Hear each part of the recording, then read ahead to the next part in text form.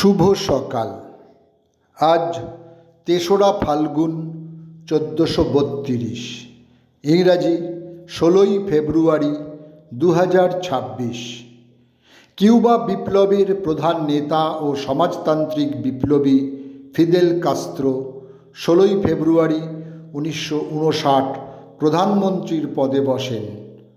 ২রা ডিসেম্বর ১৯৭৬ পর্যন্ত তিনি এই পদেই ছিলেন।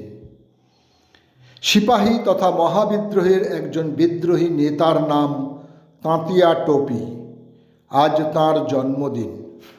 সময়টা ১৮১৪। তিনি ব্রিটিশদের বিরুদ্ধে পূর্ণ শক্তি নিয়ে লড়াই করেছিলেন।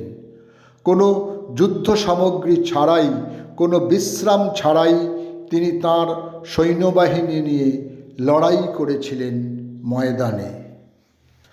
১৬ই ফেব্রুয়ারি ১৮২২ পূর্ব কলকাতার সুরা বর্তমান বেলিয়াঘাটায় জন্মগ্রহণ করেন রাজা রাজেন্দ্রলাল মিত্র।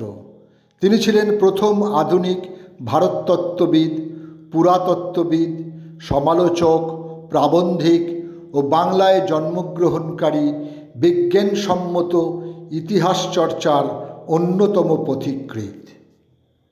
অন্নদাপ্রসাদ চক্রবর্তী ছিলেন ভারতের স্বাধীনতা সংগ্রামের একজন কর্মী ও মানভূম এলাকার সুভাষচন্দ্র বসুর ঘনিষ্ঠ সহযোগী।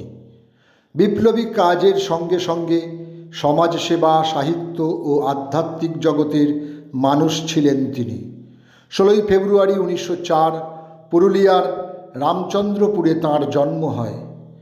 ১৬ই ফেব্রুয়ারি ১৯১১ বর্তমান বাংলাদেশের ফরিদপুরের মঠবাড়ি এলাকায় জন্মগ্রহণ করেন অমিতা ঠাকুর। পিতা রবীন্দ্রকাব্য সমালোচক অজিত কুমার চক্রবর্তী। বৈবাহিক সূত্রে অমিতা ঠাকুর ছিলেন রবীন্দ্রনাথ ঠাকুরের নাত বউ। তাঁর বিবাহেই রবীন্দ্রনাথ লিখেছিলেন, এসো আমার ঘরে, এসো আমার ঘরে। বাংলাদেশের ফরিদপুরের ডহরপাড়ার ২৫০০ বিঘা জমির মালিক বা জমিদার প্রমথনাথ চৌধুরীর ঘরে জন্মগ্রহণ করেন যোগেন চৌধুরী। আজ তাঁর জন্মদিন। সময়টা ১৯৩৯। বিংশ শতাব্দীর শেষ ভাগে আবির্ভূত একজন বাঙালি চিত্রকর ছিলেন তিনি। সমাজ ও রাজনীতির কদর্য বিষয় নিয়ে ব্যঙ্গাত্মক চিত্র এঁকে তিনি জনপ্রিয়তা অর্জন করেন। ভারতের স্বাধীনতা আন্দোলনের একজন অন্যতম ব্যক্তিত্ব এবং অগ্নিযুগের বিপ্লবী কালীপদ মুখোপাধ্যায়ের আজ প্রয়াণ দিবস। ১৬ই ফেব্রুয়ারি ১৯৩৩ ঢাকা কেন্দ্রীয় কারাগারে তাঁর ফাঁসি হয়। দাদা সাহেব ফালকে একজন ভারতীয় চলচ্চিত্র পরিচালক ও প্রযোজক। তিনি ভারতীয় চলচ্চিত্রের জনক। ১৯১৩ সালে রাজা হরিশ্চন্দ্র চলচ্চিত্রটি নির্মাণ করেন, যা ছিল ভারতের প্রথম পূর্ণ দৈর্ঘ্যের চলচ্চিত্র।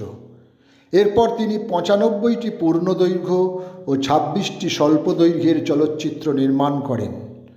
১৬ই ফেব্রুয়ারি ১৯৪৪ ৭৩ বছর বয়সে বম্বের নাসিকে তিনি শেষ নিঃশ্বাস ত্যাগ করেন।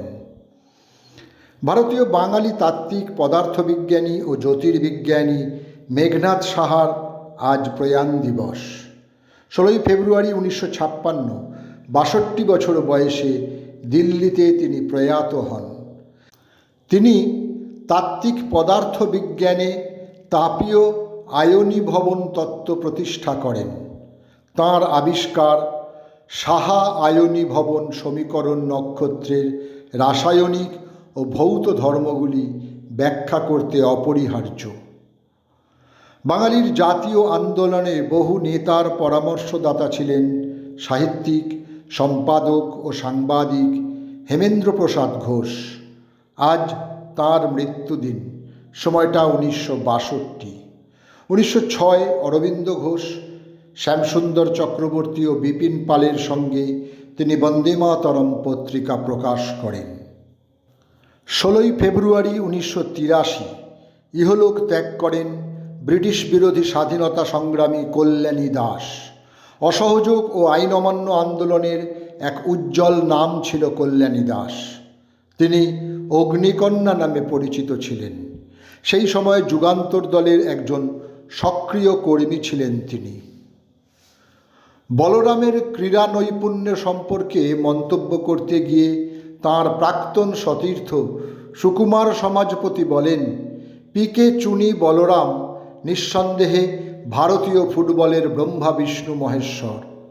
তবে আমি আজ একটা কথাই বলবো, বলরামের মতন এত বড় খেলোয়াড় ভারতীয় ফুটবলে কখনো আসেনি। ওর সমকক্ষ কোনো খেলোয়াড় ছিল না সেই সময়কার ভারতবর্ষে। আজ সেই মহান ফুটবলারের মৃত্যুদিন। 16ই ফেব্রুয়ারি 2023, 87 বছর বয়সে কলকাতায় তিনি পরলোক গমন করেন। সকলকেই আমার আনত প্রণাম।